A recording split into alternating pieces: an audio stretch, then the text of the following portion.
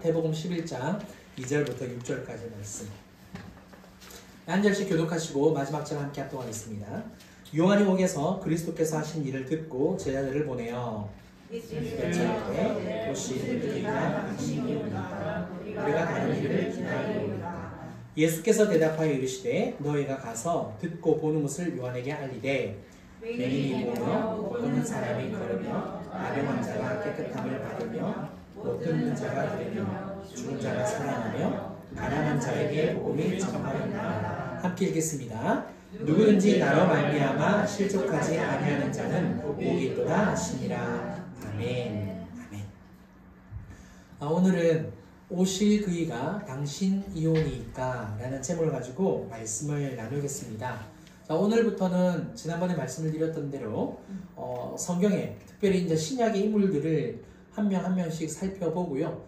그래서 이제 설교를 듣다 보면 그 사람에 대해서 굉장히 많이 알게 될 겁니다. 물론 모든 성경의 부분들을 다 이제 발췌해가지고 제가 연구를 해서 이제 가르쳐 드릴 수는 없더라고요. 시간이 많이 부족하고 또 한계가 있으니까. 그래서 아무튼 가지고 올 수 있는 내용들만을 제가 이렇게 정리를 해서 여러분들과 함께 나눕니다.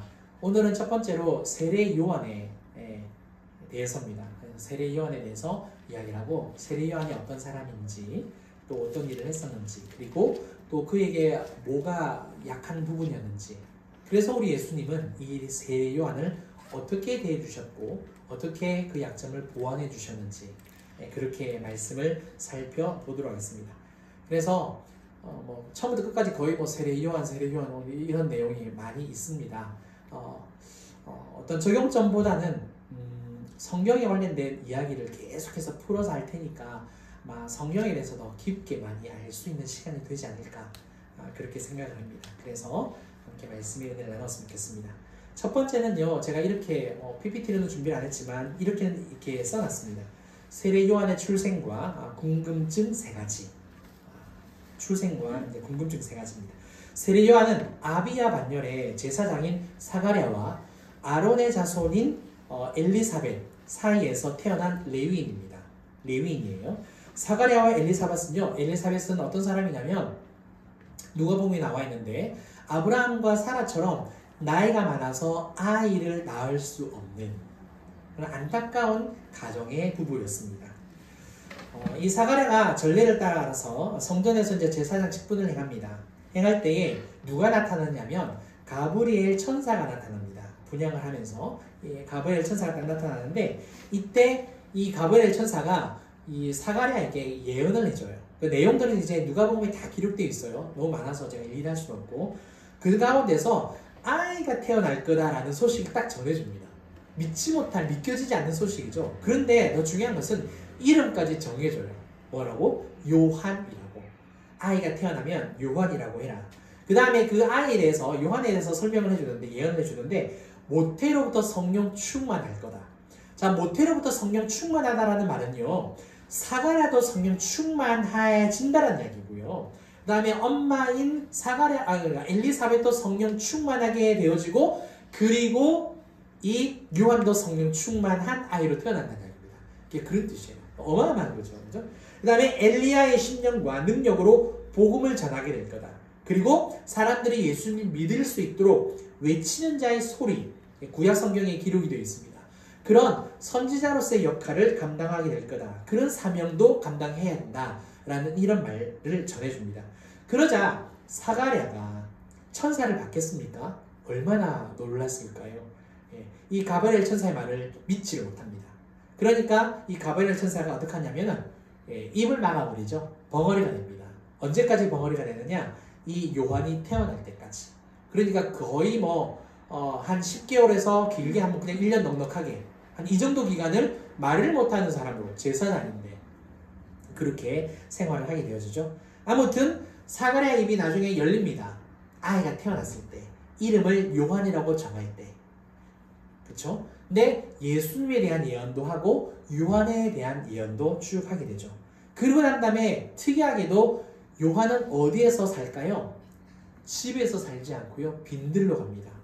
왜 빈들로 가는지는 정확하게 이유는 나와 있지 않지만 그러나 모든 환경을 다 다 내려놓고 성령이 이끄시는 대로 빈들에 갔다. 왜? 부모도 성령 충만하고 아이도 성령 충만한 가운데서 성령 인도하심을 받았을 테니까 빈들로 가지 않았을까? 그렇게 우리는 이야기를 합니다. 세례 요한에 대한 내용을 살펴보면요, 궁금한 점이 세 가지가 생기더라고요. 첫 번째는 이렇습니다. 가브리엘 천사는 왜 아이의 이름을 요한으로 지었을까? 부모님이 여러분들의 이름을 왜 그렇게 지었을까요? 그렇죠. 분명히 이유가 있겠죠, 그죠? 네. 그 다음에 요한은 왜 세례 요한일까요? 맨날 세례 요한 그러잖아요. 근데 왜 세례 요한인지 혹시 궁금해 보신 적 있으십니까? 자, 마지막으로 왜 세례 요한은 선지자보다 더 나은 자, 주 앞에서 큰 자, 여자가 낳은 자 중에 세례 요한보다 큰 사람이 없다라고 예수님이 말씀을 하셨을까?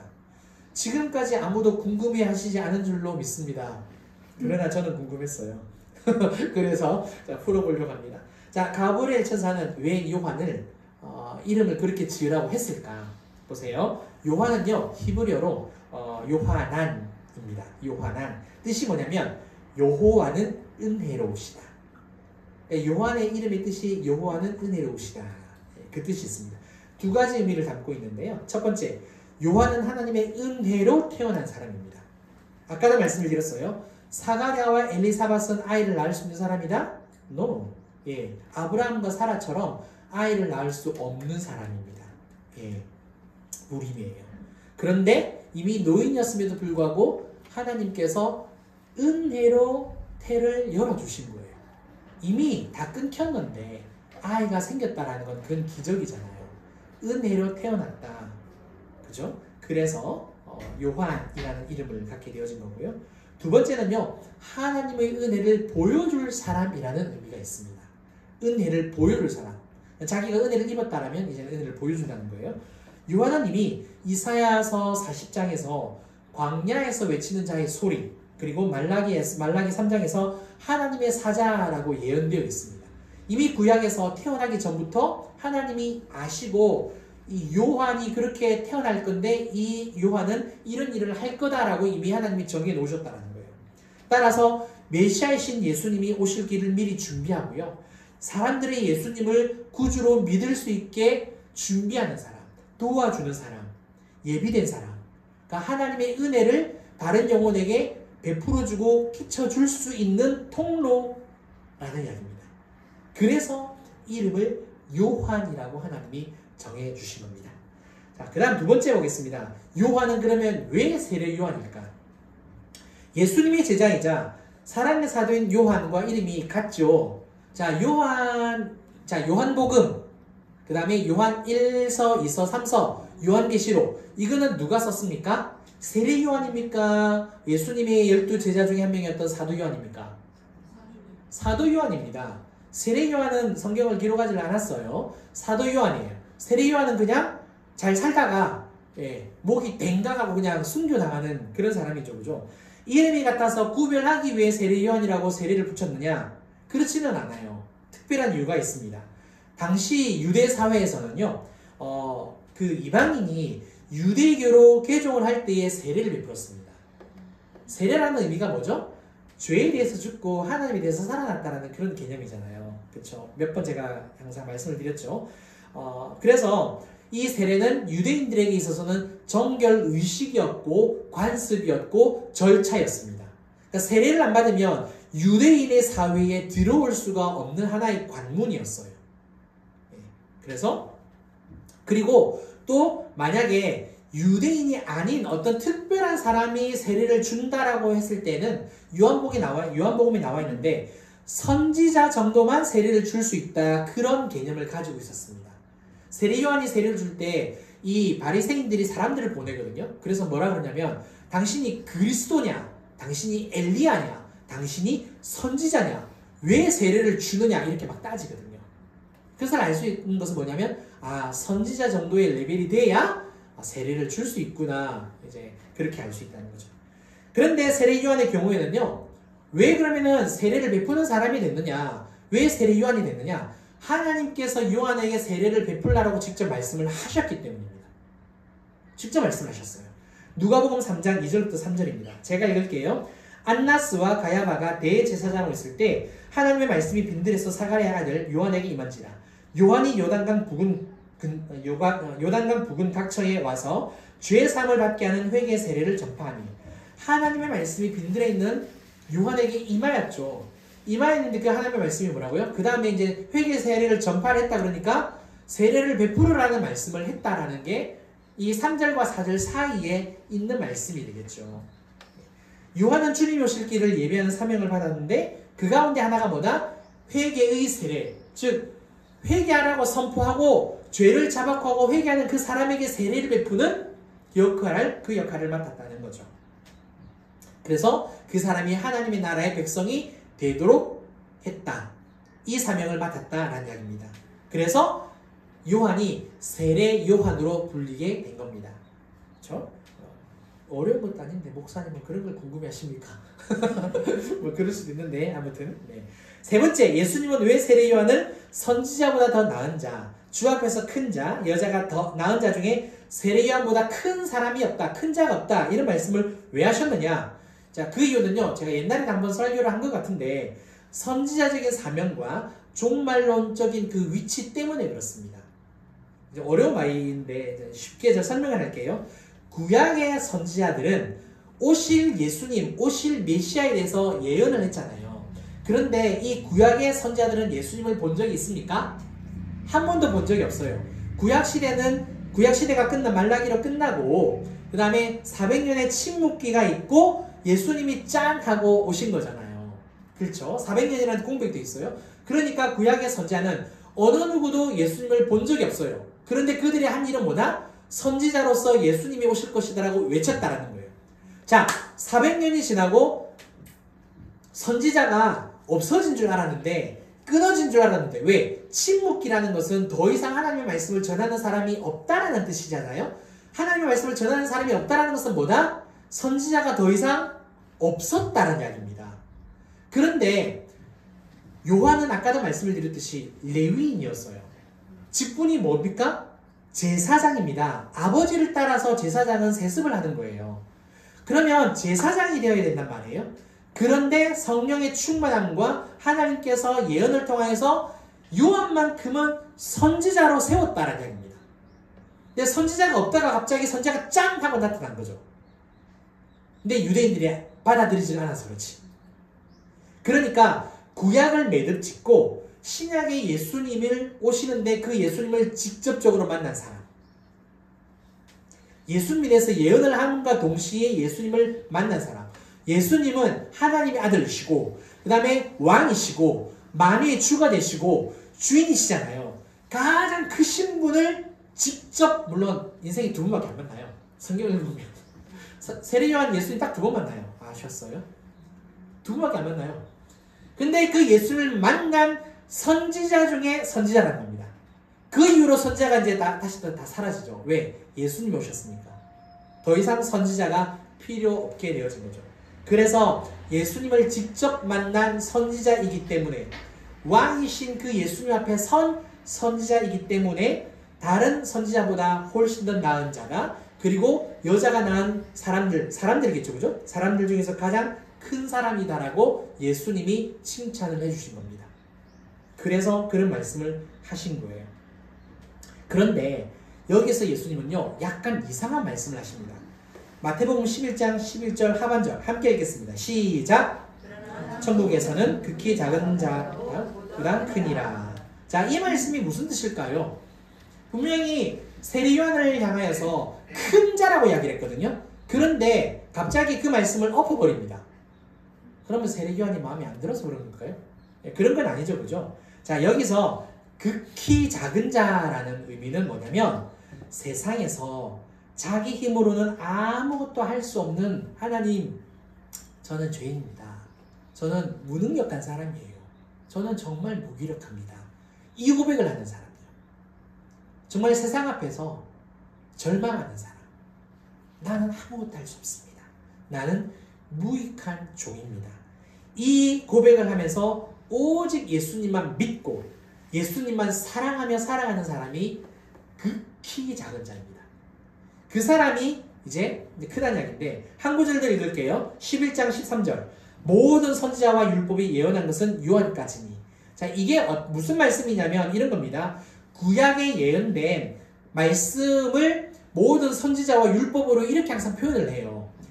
구약 성경은 선지서들과 대선지서, 소선지서, 그 다음에 모세오경이 뭡니까? 율법이죠. 그렇게 구약 성경은 기록되어 있기 때문에 모든 선지자와 율법을 구약 성경이라고 표현을 합니다. 근데 이게 요한이 출생을 하고 요한이 사역함으로 말미암아 모든 게 다 끝났다는 거예요. 끝! 구약 끝! 이제 신약 시작! 누구로 시작한다? 세리 요한으로. 그 이야기입니다. 그러니까 천국에서 크고 작음은 뭘 말하냐면요. 지금 예수님이 아직 십자가에서 안 죽으셨잖아요. 부활 안 하셨잖아요. 그러니까 천국에서 큰 자 작은 자를 나누는 기준이 뭐냐면 예수님의 죽으심과 예수님의 부활을 믿느냐, 체험했느냐, 동참했느냐 이거를 가지고 나눈다는 이야기예요. 그러니까 세리 요한이 예수님 앞에서 아무리 선지자로서 가장 큰 사람이더라도 예수님보다 먼저 죽는단 말이에요. 예수님보다 먼저 죽어버리기 때문에 예수님의 십자가와 예수님의 부활을 동참을 못한다는 겁니다. 경험으로, 삶으로, 육체로. 그래서 세리 요한보다 그 이후에 우리가 더 큰 자가 된다는 이야기예요. 그런데 여기서 한 가지 깨달을 게 있어요. 그러면 우리 모두가 전부 다 큰 자가 되어버렸느냐? 그거는 아니에요. 극히 작은 자. 이게 무슨 말이냐면 정말 아까 말씀드렸던 것처럼 나는 진짜 예수님밖에 없습니다. 늘 삶 속에서 세상에 넘어가지 않고요. 오직 주님만 바라보는 인생.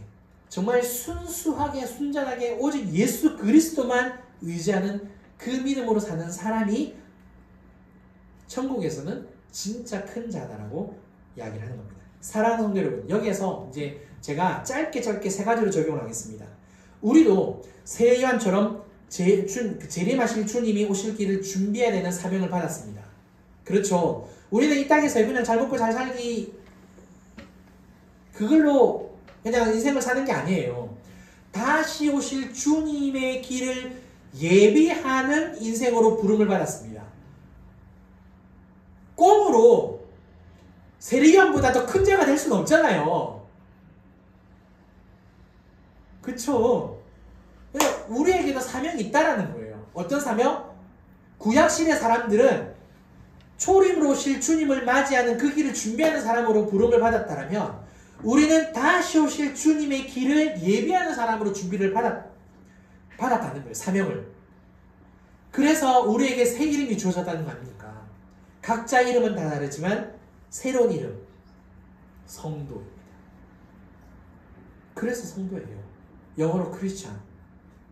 성도는 말 그대로입니다. 구별된 사람.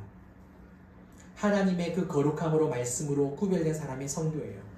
우리는 세상과 구별되어서 하나님의 은혜를 나타내어야 하는 세리 요한과 똑같아요. 어쩌면 요한이라는 이름이 우리 그 성도라는 이름 안에 포함되어 있는 겁니다.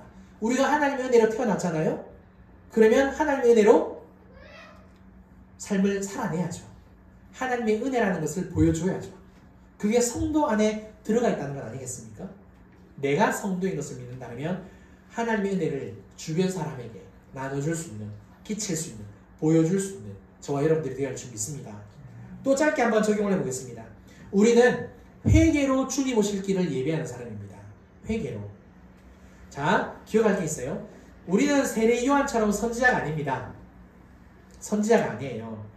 남이 아닌 다른 사람을 향해서 회개하라가 아니라 나를 먼저 돌아보아야 한다는 것. 상대방의 그 눈에 있는 티를 보고 먼저 지적할 게 아니라 항상 내 눈에 들보를 보고 회개하고 겸손으로. 왜 주님이 오실 길을 평탄하게 한다 그러잖아요. 겸손의 왕이신 주님이 인간의 몸을 입고 내려오는 것은 겸손 그 자체란 이야기거든요. 하나님의 아들이자 신이잖아요. 신이라는 존재잖아요. 내 하나님의 아들 그 예수님이 인간의 죄를 입고 십자가에 달리는 것은 겸손의 극치잖아요. 겸손으로 오시는 그 예수님 앞에서 내가 길을 준비한다는 것은 겸손하신 주님 앞에서 내 마음이 높은 상태에서 맞이할 수 있습니까? 아니잖아요. 겸손하신 주님이라면 나도 겸손해야죠. 나도 회개해야죠. 낮아질 수 있는 데까지 낮아져야죠.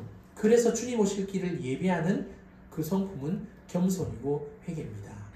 따라서 날마다 나를 돌아보고 회개해야 할 줄 믿습니다. 그리고 마지막으로 우리 예수님을 찾고 구하며 사랑하는 사람이 되어야 할 줄 믿습니다. 세상은요, 능력 있는 사람을 인정합니다. 그렇잖아요. 능력 있는 사람, 심지어 능력 없어도 잘생기면 돼. 인터넷에서 글을 보니까 부부싸움을 이렇게 하는 게 있었더라고요. 이게 아내가 올린 글인 것 같아요. 싸우다가 종종 전투력을 잃는데요. 부부랑 싸우다가 전투력을 잃어버린대요. 전투력을 상실한대요. 전투력을 상실한다는 게 뭔 줄 아십니까? 내가 남편한테 이겨야 되는데 자꾸만 진다라는 거야. 네. 얼굴을 보니까 너무 잘생겨가지고. 그 아내의 마지막 말이 뭔지 아세요? 내 전투력 돌리도. 너무 잘생겨서. 네, 그거를 보고 그렇구나. 자, 세상은 잘생겨도 인정을 받고요. 그렇죠? 그리고 능력이 있어야 인정을 받습니다. 그런데 우리 예수님은 성경은 뭐라 말하는지 아십니까? 정반대래요. 정반대. 못생겨도 돼. 내가 너 이뻐하면 되잖아. 그렇죠? 자기를 부인하고 오직 예수님만 사랑하는 그 사람, 극히 작은 그 사람이 천국에서는 세례요한보다 더 큰 사람이 될 수 있다라고 오늘 마태복음 11장이 우리에게 가르쳐주고 있습니다. 따라서 세상의 가치관에 휩쓸리지 마시고 오직 주님만 사랑하는 극히 작은 자리에는 저와 여러분들 되셨으면 좋겠습니다. 자, 이번에는요, 두 번째입니다. 세례 요한의 고백과 기대, 그리고 의심, 이 부분을 다루겠습니다. 세례 요한은 하나님의 말씀에 순종하면서 열심히 사람들에게 회개의 세례를 이제 선포하고 전합니다. 100%요. 그런데 어느 날 예수님이 세례 요한 앞에 짠 하고 나타납니다. 막 열심히 세례를 베풀고 있는데 예수님이 짠 하고 나타나시죠? 보세요. 세례 요한은 성령 충만한 상태입니다. 세례 요한은 성령을 소실한 적이 한 번도 없어요. 성령 충만한 상태인데 놀라운 건 뭔지 아세요? 자기 앞에 서신 분이 예수님이라는 사실을 모릅니다. 마태복음, 마가복음 같은 거 읽어보면 예수님인 줄 알았는 것 같은데 아니요, 몰랐어요. 그럼 어떻게 알았느냐? 요한복음 1장 33, 34절입니다. 제가 읽겠습니다. 눈으로 따라와 주세요. 나도 그를 알지 못하였으나 나도 그를 알지 못했대요. 나를 보내어 물로 세례를 베풀라 하신 그이가 나에게 말씀하시대요. 그러니까 하나님께서 성령을 통해서 미리 말씀을 하셨다는 거예요. 예수님을 모르는 상태에서 성령이 내려서 누구 위에든지 머무는 것을 보거든 그가 곧 성령으로 세례를 베푸는 이인 줄 알라 하셨기에 내가 보고 그가 하나님의 아들이심을 증언하였노라니라. 그러니까 성령 충만하니까 하나님의 영이 운행하시는 것을 안단 말이에요. 성령이 충만한 사람은요, 성령이 있는 사람 없는 사람을 다 구분을 해요. 그리고 어떤 삶을 살았는지도 사실 다 알고 그 사람이 과거에 어떤 걸 했는지도 알더라고요. 죄송해요, 저는 몰라요. 저는 아직 한참 멀었습니다.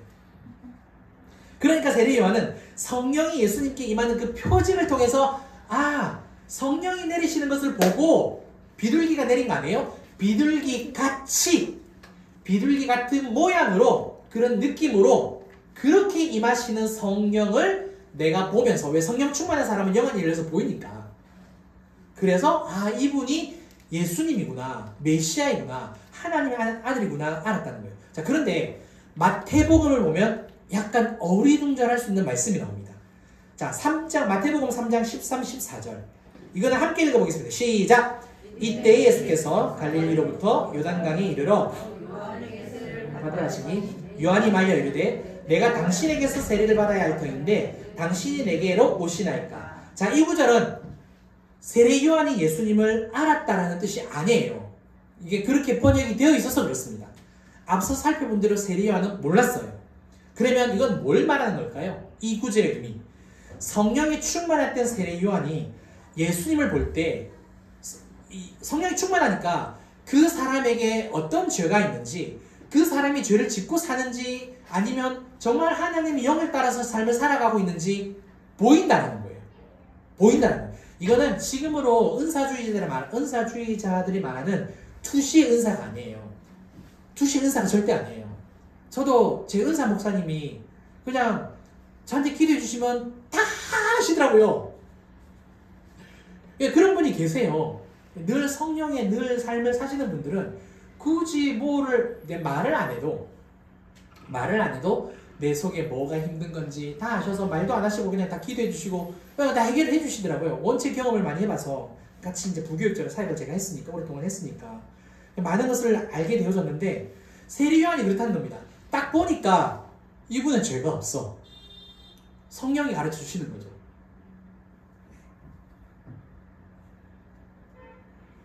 세례 요한은 죄인에게 세례를 베푸는 사명을 받은 거예요. 외치는 자의 소리.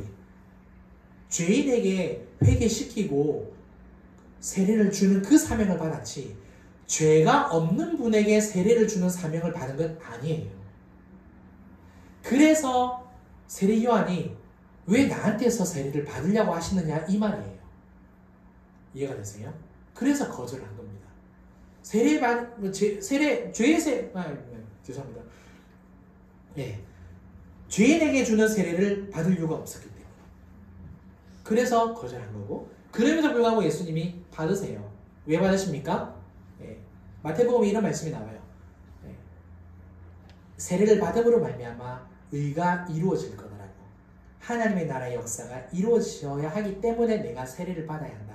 이 말은 뭘 말하느냐? 예수님 자신은 죄가 없는데 이 세례를 통해서 어떻게 하신다?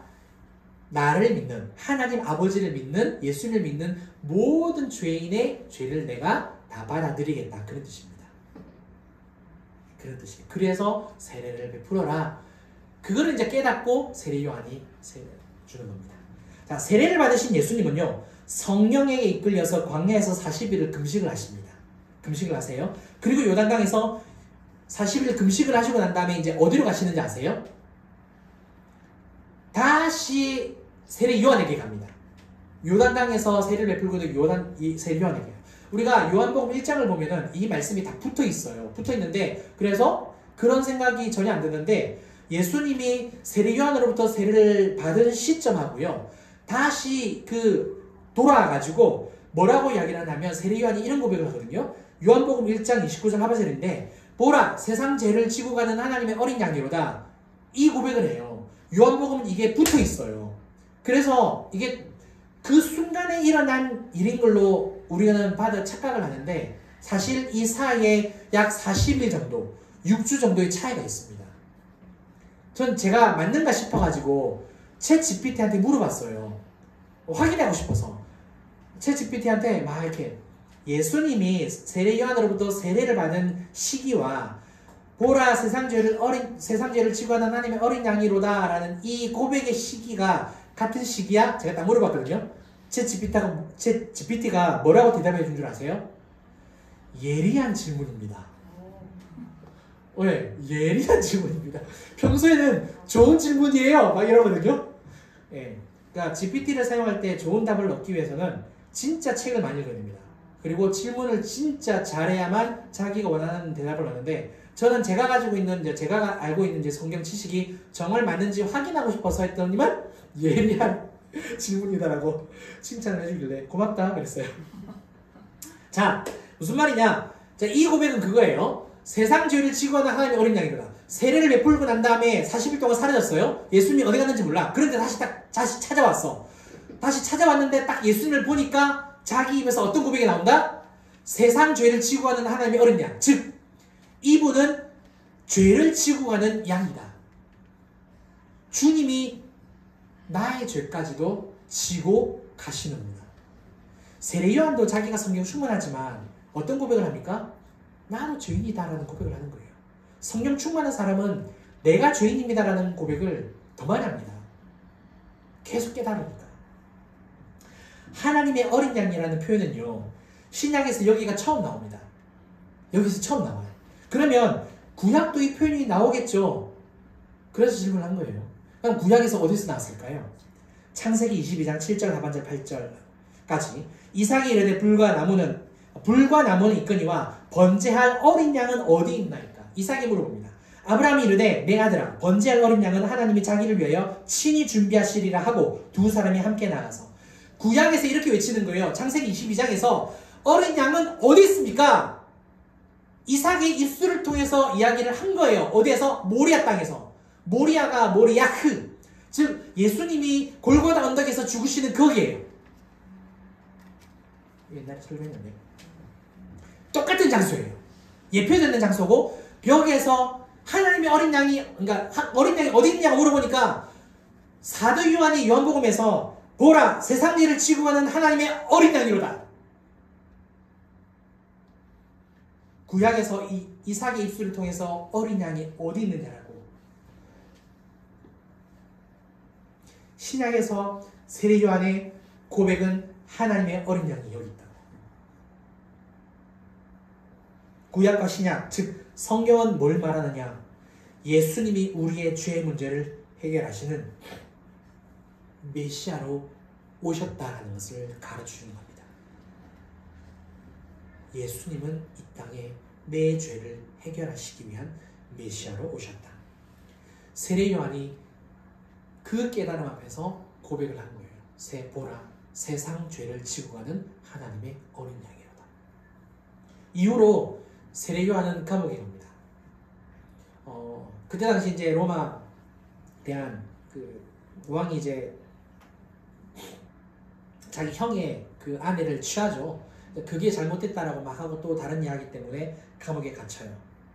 그리고 난 다음에 나중에 이제 순교를 당하죠. 목이 댕강 잘려서 이제 목뱀을 당해서 순교를 당하는데, 그 전에 딱 한 사건이 더 나옵니다. 그게 뭐냐면 그게 오늘 본문입니다. 오늘 본문. 세례 요한이 감옥에서 예수님 이야기를 듣습니다. 이제 그 이후로 그렇게 고백하고 난 다음에 잡혀 들어가서 예수님을 한 번도 이제 만난 적이 없거든요. 오로지 제자들을 통해서 그냥 예수님이 이제 소식만 듣습니다. 근데 소식만 듣다 보니까 너무 궁금해지는 거죠. 그래서 이렇게 고백합니다. 11장 3절 마태복음. 예수께 여짜오되 오실 그이가 당신이오니이까 우리가 다른 일을 기다리오리이까. 세례 요한은 왜 이 질문을 했을까요? 왜 이 질문을 했을까요? 분명히 성령 충만, 감옥에 있다고 해서 성령을 소멸한 사람 아니에요. 여전히 성령 충만한 상태로 있습니다.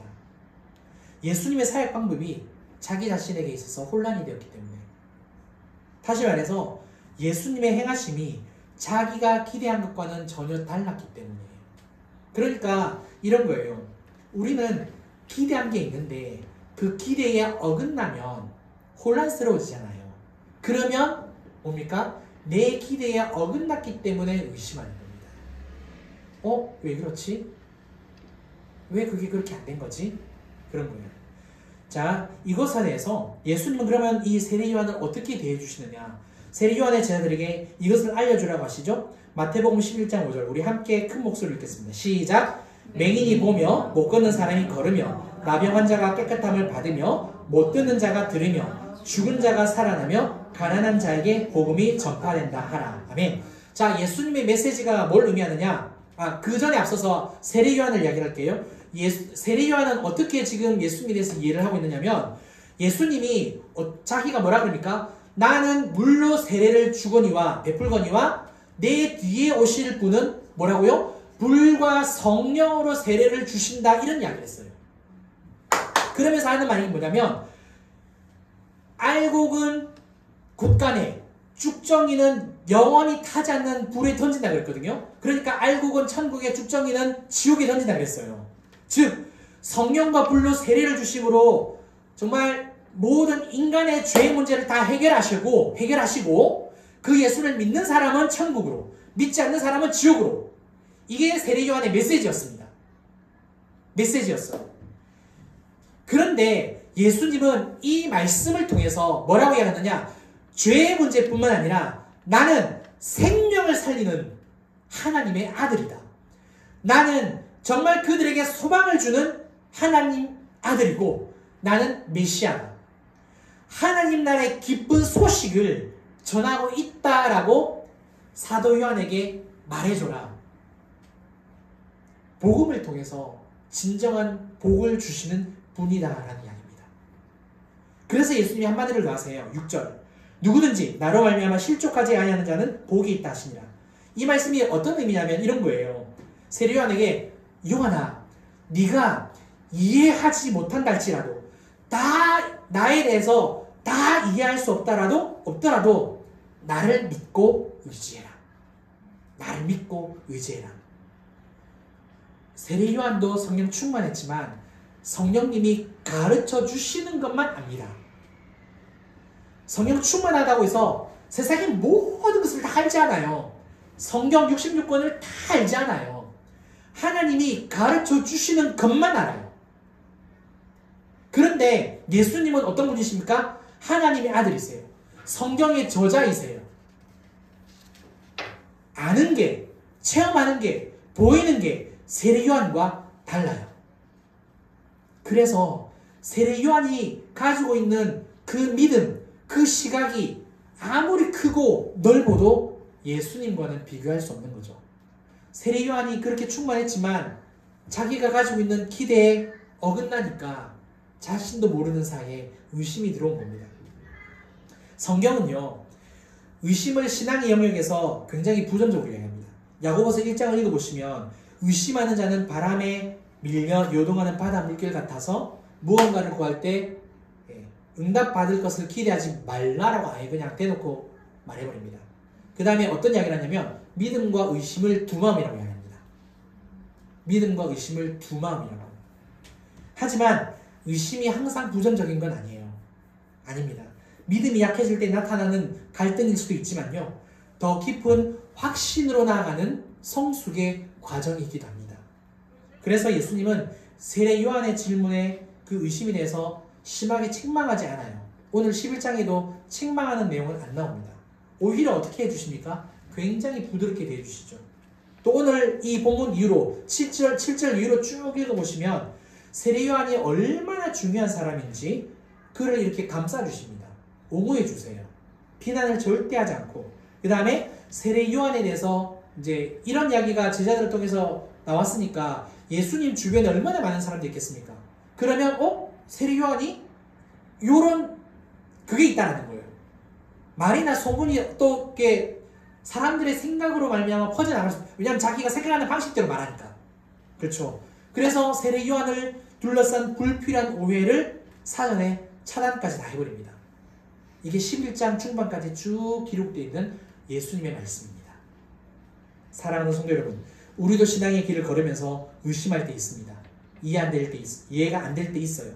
하지만 그 이거보다 우리가 가지고 있는 생각과 시각이 예수님보다 좁기 때문에, 따라서 나보다 크신 그 주님을 온전히 믿고 그런 순간이 찾아와도 다시 말씀 앞에서, 주님 앞에서 잘 이겨나가는 저와 여러분들 되시길 주님 이름으로 축원합니다.